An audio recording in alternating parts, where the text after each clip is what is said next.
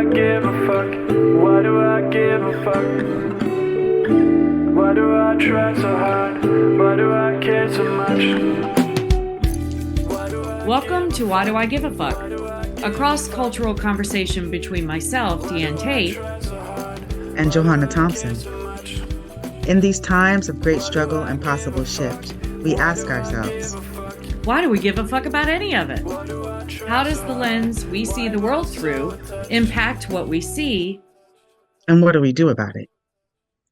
Welcome to Why the Gap. We're here having conversations about all the stuff that is going on. There's so much things that are going on in regards to like DEI and pulling back from all the things that we are progressing and moving forward in, being able to have like more robust conversation and inclusivity and people feeling like they're belonging in communities and environments. And that might have been to the discomfort of white identified human beings, like feeling a little bit more isolated and not having this understanding, this narrative understanding that a majority of the way that we have existed is within what whiteness has built for us to exist in. And so when we're talking about DEI, when we're talking about all of the opportunities to hear different viewpoints and perspectives, we're looking beyond what we've experienced throughout years and years and years of existence under like kind of Western civilization. And so, what are some of the things that you're hearing in your community, if at all, about this kind of transition away from DEI and inclusivity and belonging to this like kind of old structure where I'm just going to say white is right, and that's not what we're existing in a global community in the same way. It just is not the same. It's not realistic because we just have too much information about other people and other things going on that that's not how we want to exist anymore. Well, I don't have a lot of connectivity to maybe more traditional organization structures where, they went out of their way to create a DEI something or other, and now that is gone. And how that is impacting. I can only imagine. I mean, I think what you said is clearly right, that, and we've talked about this before, that whiteness doesn't know how to exist in a space that's not built for our comfort. And so when, if it's telling to me when I hear people talk about, especially white people talk about what they thought DEI was, that's really telling for me. When I hear people trying to describe what they think they've dismantled, what they think DEI was, is very, I think that gives us a look into what their lens was and why they were. And interestingly enough, what I keep hearing, what I continue to hear, is different iterations of excluding white people from conversations, from spaces, from, white people can't apply to this or that. White people don't bother to, if you're not going to be on a DEI thing because they don't need to hear from you, because we all know what whiteness, what we would bring to the table. So a lot of exclusion, which is what whiteness does to others, so we've talked about that before, that the only understanding we have about spaces where we're trying for inclusivity and we're trying for a broader measure of voices is taking whiteness out, because that's what whiteness does to everybody else, is just take them out. So we just assume that that's how it's going to work. So I haven't had a lot of conversations with folks who are in traditional settings where maybe their company went out of their way to try to create some sort of DEI something or other, and now that's all gone and how it might revert back. So I don't have any firsthand experience in that. But I am seeing things, in the algorithm and on social media platforms, how things are changing. And granted, some of this may be, might be expanded or exaggerated at any level. But I was just telling you about a reel that I shared with you where a woman was talking about how if you're writing a grant proposal, you can't have the word female in the grant proposal, that will be a flag to knock it out, because there used to be a lot of money out there. And I know you and I have talked about this, for programs that might be geared specifically toward women, supporting women, run by women, and then more specifically Black women and women from other communities. So So I definitely know that that must be changing, and I'm curious to hear you've probably got your finger on that pulse a little bit better than I do.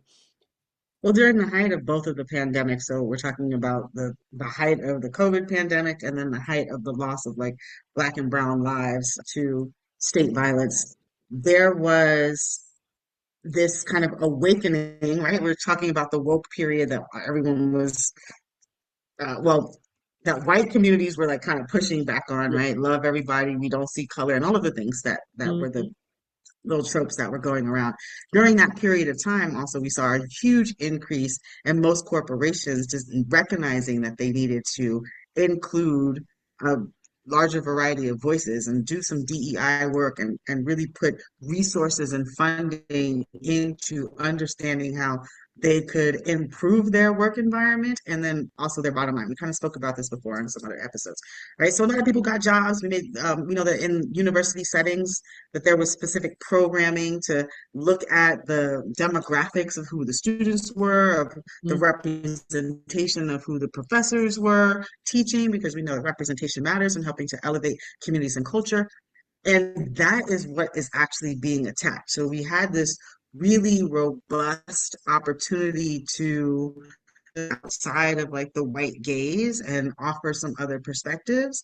And then now we're back to this kind of rollback of removing all of that expanded awareness and thought processing to a very narrow and closed and kind of return to the past way of existing.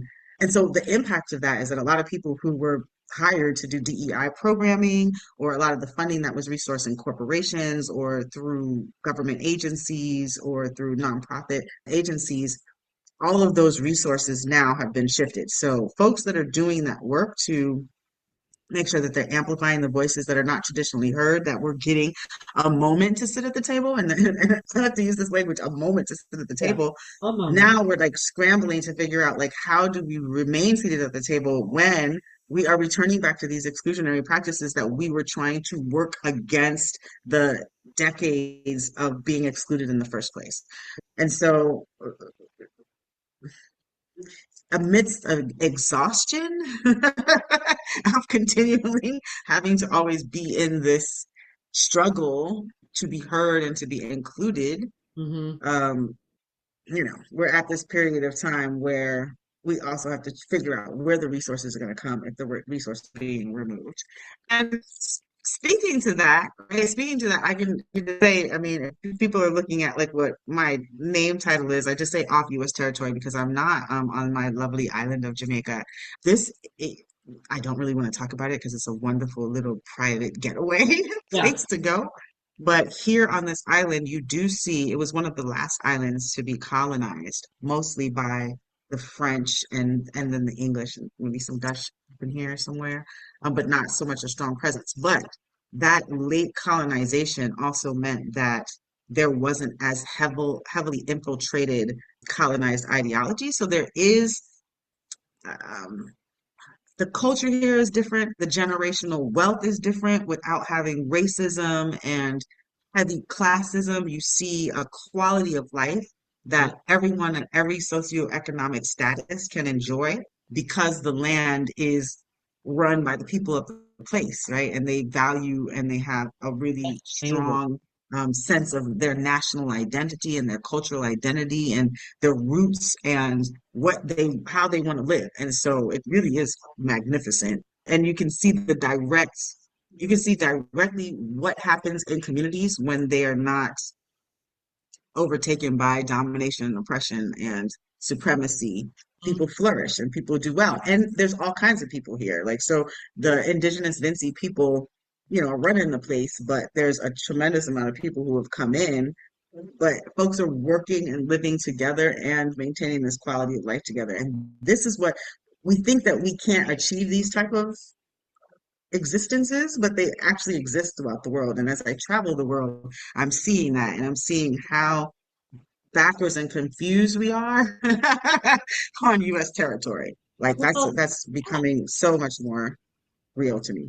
any place that has I mean, we talked about this in the last episode, any place that has a foundation of colonization, we can't, that's one of the colonizer Mhm. blind spots or their blocks on knowing that it can exist in beautiful synchronicity when the colonizer mindset is not the ruling mindset. The dominance doesn't have to Yeah, be the thing. You can have a diverse, beautiful coming together a community of different people from different backgrounds with different ideologies and different traditions and different thought processes, and still nobody has to dominate. Nobody has to be exactly. that's incredible. That's I'm so glad that you get to experience that. And yeah, but maybe That's we'll awesome. when I edit this, maybe I'll take out the neighbor where you are, so so nobody goes, nobody that looks like me that wants to colonize. Don't come over here with all that stuff. Just leave No, no, no, us alone. no, no, no. um, but that just it speaks to what we were talking about before, right? Like as it, on Turtle Island, on U.S. territory, as we're having this like removal of DEI, there still are factions of people that recognize what the effectiveness of really exploring the impact of like how they present and show up in spaces. To your even participating in, tell me, your book club. Yeah, so we don't really call it a book club, but it is technically Oh, working on a book. It's okay. something that started when I was volunteering with an organization that was Black and Brown founded and largely Black and Brown led. But as a lot of these organizations, you and I have this experience with the organization that we got to know each other in working in, that a lot of white people, specifically white women, will be drawn to these kinds of organizations that are trying to make the world a better place in whatever platform or focus that they've got. And the problems that come with that, the white womening that shows up when we are maybe the predominant. I think in the organization we had 12 to 1300 people, and I don't know. I know, a little water in the I background. just love Cedar Cruz. Um, we had I don't know what the actual percentage of how many of the population in this group was white women, but it was a lot. And it showed up. And so, as it is wont to do. So we used to host Zoom calls where we would invite speakers to come and talk and things, and we had to implement very strict guidelines of how to let people in. Mm, Like nobody was automatically approved. I had the task of creating, well, we all created questions to ask people, and based on how they answered and some deep diving, that I could do some sleuthing to try to see, what kind of person this was, before accepting them, especially if they identified as white, because we did ask. And and even then, even when we went to all of that trouble to try to protect, because it wasn't about excluding, it wasn't just about excluding white people. It was about trying to create a safe space for Black and Brown and Indigenous folks that were on the call. And because we know when mhm. whiteness shows up, we do our thing, that we were trying to do our best. I mean, we knew that there might be people that would sneak in and still be problematic, but we were doing our best to try to create a safe space. And even that, Can I just stop you? Can yes, I just stop you in that? Because I do want yes. to have some clarification. And it is not the assumption that white folks will come on and present and be harmful. That's not like what No, but the we assumption is. Hmm. Yeah, but we did know that because the environment was not white comfort, it was not. The co-founder, who's one of the authors of the book that we're working on, Sawa Rao, she calls it exactly as it is. She says she Hmm. never minces her words, especially around the comfort of whiteness. And so we knew that even if people came into the thing with this expectation that they would be the exceptional white person that would not be problematic, their buttons could and probably would get pushed, and whether or not they showed whether or not that problematic came in. So no, there wasn't an assumption per se, but there was it probably gonna happen kind of. Okay. But that is the assumption. Yeah, Really, though, it probably will it happen. So probably gonna I happen. needed I Yeah, needed clarification on that. Okay. yeah. So I mean that's important to know. And I'm also thinking about having this conversation and thinking about like where white identified humans would be uncomfortable participating in the space. And the point is not about, okay, the point to me, let me just clarify. The point is not about identifying where you're going to mess up. It is what you said earlier. How do we make sure that we're mitigating the space so that there's a less harm in the things that are coming out that you just might not be aware of that is creating harm?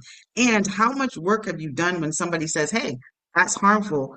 How can you respond to someone identifying, hopefully in a gentle way, that whatever you've communicated does have harm because you might have missed that it could be harmful. Right. Yeah. Yeah. And we did those of us that were kind of in the core group that were charged with paying attention to what was being said in the chat, paying attention to what was being said. She never hesitates to call somebody, in or out for any of the, the harm that they might cause verbally if we're on a Zoom, so to speak, and they say something out loud. And then if something pops up in the chat, there was a core group of us whose role it was, especially white identified folks, to come in and try to mitigate and then bounce somebody if they didn't do what they needed to do to correct the harm, right? Bouncing you out. Yeah. So, but having said all of that, as much as we were working to try to create a space that may not, to your point, may not be completely devoid of harm, but would be a place where Black, Brown, and Indigenous folks that were coming into the space could feel like we would have their back, that if harm occurred, we would do our very best to mitigate and to shift and to, so even within the core group, myself included as a white identified person, caused harm to Syra on a particular occasion. And so within the core group, we had lots of discussion about it and lots of come to Jesus conversations about it. And it was decided and determined that within the organization, especially with the core group and then outwardly, that we needed to engage our white people in conversations to interrogate our own whiteness, to be actively working on interrogating our own whiteness so that we Mm, hopefully would become white people who could be in these spaces and maybe mitigate some of the harm that we were doing with our blind spots. So Syra charged all of us, all 1,200, 1,300 of us white people, wow. to create interrogating whiteness groups, and we did within our network. We tried to get people connected based on their time zone, and the charge was to work on this book to start with, which Syra co-wrote with Regina Jackson. It's called Everything You Already Know About Your Own Racism and How to Do Better, and it's specifically geared towards white women. It was written by Mm, Syra Rao, who identifies as a Southeast Asian woman, and Regina Jackson, who is a Black woman. And the book is really, it does not, and it says from the rip, this is not about your comfort if you are a white person reading this. So we encourage you mhm. to read it and to identify where the feelings come up, where they might be tied to, how that might have manifested in in my own indoctrination, and then how do you unpack it. And so we added some questions to the now almost lengthy approval process to get into the Zoom, and part of that was, do you identify as white, and if so, are you a part of an interrogating whiteness group? And if they weren't, I Mm, was to not let them in, because that means that they weren't doing the doing work. the work. So those groups, I hope that some of those groups are still occurring. I know that the group that I'm a part of is still occurring. And so we go into every week and we talk about, last week we talked about chapter 6. Um, and and chapter 6 talks about education and about how the indoctrination into whiteness is so deeply embedded in education. And what are we, first of all, do we even know that that's a thing? And then if we do, what are we doing about it? Especially as white women, if we have school age children, are we challenging our schools to be better places? Which, based on all that's happened in the past year with regard to dismantling and shifting and banning books and doing all of the things that we know that have been intentionally done to try to make our schools shift back to that UDC version of what we talked about last week, the United Daughters of the Confederacy, and how they shifted the textbooks. We know that that's the intention, and so it's more important than ever right now for especially white parents to be paying attention to what's happening in their children's schools. So we go around in a circle and we talk about what the topic of that chapter, how that resonates with us, and maybe where we've had an experience to unpack it. And then we also, listen to what each other says and say, can I invite you to look at this a different way if something comes out of each of our mouths that sets up a racism red flag, Racism red flags. in our Okay, safe I space. need to make a little icon of a racism red flag. Tell me one of those things that might have come up in this discussion where it's like, let's check in with what Uh, it is that you are thinking about it. And I'm curious about, okay, we all learned US history in the way that the narrative stories were told to us. right. And so there are a tremendous amount of people because there are so many stories that were eliminated Hmm. from from the history of the United States. Right. And so we have this understanding of a belief system, unless you've done other type of educational pursuits or research or anything like that, you're going to hold this history that has been shared with you as what the truth is.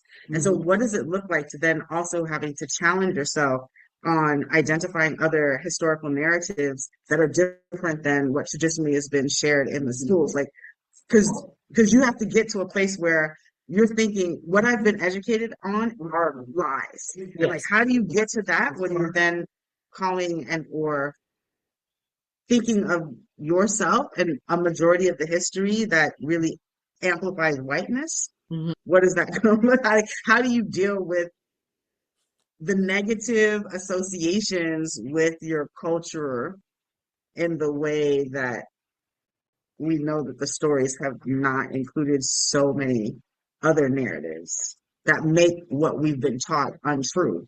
Yeah. Yeah, so there's a lot there. In the group that I'm in, I formed the group with more of the white women that were involved in the core team of this particular organization. And so I know that there were some groups where different folks were coming to it at a different level of their awakening. And that, to your point, that's definitely gonna be a challenge, because some people are gonna be that this book, I mean, I've read it 4 times, and each time I read something new and something different. The first time I read it, there were quite a few.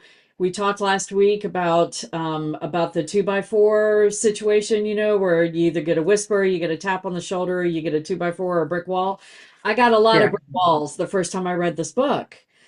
Not as many brick walls the more times I read it. So I know that I'm unpacking and unraveling. But to your question about how do you I mean, we have to be honest with each other as white women, specifically in these groups, to say, let me share this resource with you. So this particular group that I meet with has a signal chat, and we'll do gut checks with each other, like, hey, anybody got a minute? This just happened to me, or I just had this said to me, or I just said this to somebody else, and it's resonating in my gut as maybe something I need to unpack. Anybody got a minute? And we'll either do it in the signal, or somebody can jump on a phone call real quick and talk about it. But we can But you're also, doing this white women amongst white women. So, like, how do you know that you're not spiraling right, that into we're not circle jerk. Yeah, yeah, yeah.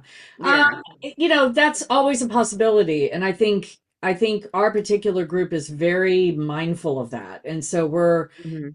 it does. When we first started these interrogating whiteness groups, we also had groups that formed that were BIPOC only, Mhm. because there were people that identified as Black, Brown, and Indigenous that felt like they could also do their own work, but a completely different scale, obviously, than white people. We had some of the core group that identified as Black, Brown, or Indigenous would serve as kind of accountability partners for the groups. Now, those groups have now gone off into their own because the organization is not, we're not doing the national level um, activities and organizing anymore. So it is possible that some of these these interrogating whiteness groups can get, they think they know what they think they know, and they don't challenge each other enough to really do the deeper dive. That's always possible when you get. So for anybody out there listening, if you are going to form an interrogating whiteness group or you're part of one, you need to be, that's a very real issue, that it can become a bubble, another white bubble that doesn't. So that's the benefit of using a book. This is kind of like having Syra and Regina going, check yourself, that our accountability partners are in the book. And when we feel the feelings that we feel after reading, and whatever chapter in the book, then we talk about, why do I feel that? We all come to it with an understanding that whatever feelings come up, we need to examine.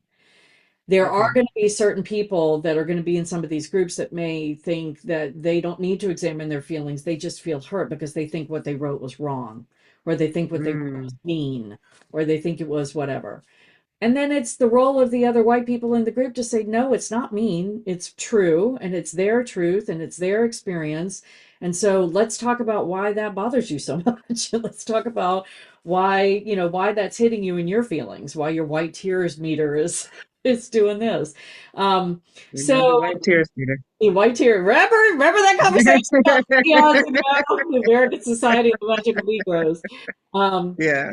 So yeah, it's always a potential. It's always a problem, a possible problem. And my hope is that if there are groups that are out there that are still doing the work, as I know that my group is doing, like for example, my group got kind of out of the loop. I dropped out for quite a little bit when my mom was ill, and then right after she Mm, passed, and I wasn't on the meetings regularly, and then I was ready to come back in, and others were busy. With our regular time on Tuesday would come and go, and nobody would show up, and that can be pretty classic white womening.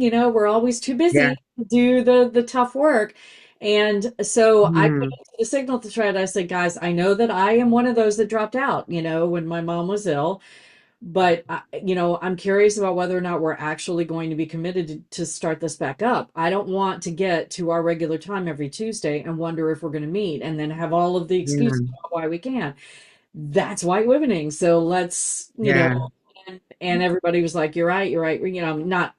Not I'm right. I'm sure other people thought it too, but it's like I called him in and I said, I know that I was one of those that Go disappeared. ahead, organizer Deanne. Get them white people together. Well, I don't want to make it sound like any of them that might be listening. I don't want to make it sound like it was all about me, but I did feel like I needed to say, hey, we're doing what they talked about in chapter 2. So let's let's That's the point, yeah, right? That's the yeah, point, right? yeah, To not only go through these processes, but then to yeah, like, how is it that you actually like integrate these processes and this opportunity to be reflective of your behaviors right, into your entire lifestyle? right, And it's going to take white people, white women in particular, doing what you did. Hey, are we actually going to be committed to this? Are we going to continue with the way that we have traditionally continued, or are we going to right, actually put our energy into being committed about this because we want to experience and have the world that we want to see. Like right. that's the North Star. That's the goal. Like doing this is not just about like Shame and blame. self-reflection. That's a part of the process, the shame and the blame, but it's like how are we actually able to create pathways that get us to the North Star of the world that we want to see? And Right, that's the work and the commitment that we want to continue to do. right. Why do I give a fuck? Why do Thanks I for give joining a us. fuck? Until next time, Why as you do I move try throughout so your day, hard? continue to ask yourself, Why do I give a Why Do I Give a Fuck Why do is I produced in give a collaboration with Johanna and Deanne. Music by Norwegian musician Care so Water. much? See you next time. Why do I